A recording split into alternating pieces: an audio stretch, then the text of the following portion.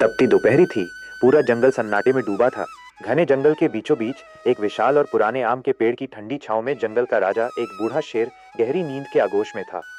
वो थककर आराम कर रहा था और उसकी भारी सांसों की आवाज दूर तक सुनाई दे रही थी।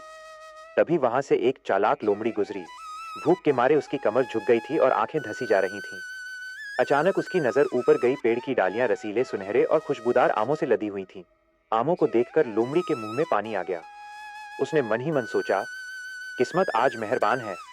इतने मीठे आम, अगर चुपके से कुछ तोड़ लूं तो इस सोए हुए बूढ़े शेर को कानो कान खबर नहीं होगी। अपने घमंड में चूर लोमड़ी दबे पांव पेड़ के पास पहुंची। वो इतनी डूबी हुई थी कि उसने पेड़ की फुनगी पर बैठे उस तोते पर ध्यान ही नहीं दिया, जो शांत भाव से उसकी हर हरकत को देख रहा था। जैसे ही लोमड़ी ने एक डाल को हिलाया, एक बड़ा और भारी आम सीधे नीचे सोए हुए शेर की नाक पर जा गिरा। दहाड़! पूरा जंगल थर्रा उठा।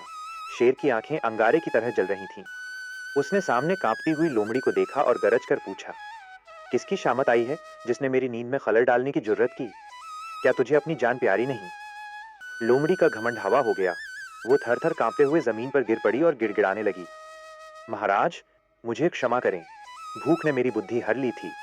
मेरा इरादा आपका अपमान करना कतई नहीं था। बस पेट की आग ने मुझे अंधा कर दिया था। शेर का पंजा हवा में उठा ही था कि तभी तोता नीचे आया और बड़ी विनम्रता से बोला, रुकिए महाराज, आप तो इस जंगल के रक्षक हैं। एक भूखे जीव पर प्रहार करना आपकी गरिमा को शोभा नहीं देता।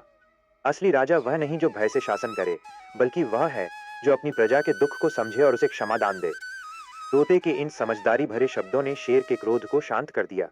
शेर ने अपना पंजा नीचे किया और कुछ देर सोचने के बाद बोला, तुम ठीक कहते हो तोते। शेर ने खुद कुछ गिरे हुए आम लोमड़ी की ओर खिसकाए और कहा, इन्हें खाओ और अपनी भूख मिटाओ, पर याद रखना, चोरी और घमंड का अंत हमेशा बुरा होता है। लोमड़ी की आंखों में पश्चाताप के आंसू थे। उसने न केवल अपनी भूख मिटाई, बल्कि ये सबक भी सीखा कि विनम्रता और दया ही संसार की सबसे बड़ी शक्ति है।